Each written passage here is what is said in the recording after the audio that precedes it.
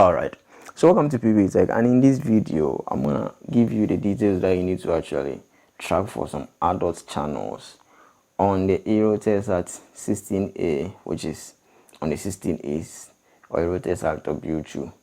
Alright, so this is an 18 plus or plus 18 channel, which I don't recommend you installing, but if any customer is requesting you for it, this is how you can track to get a stable signal and then do the necessary settings. Alright, so with the TP that you can use to get it easier will be 12475 horizontal 27 29900.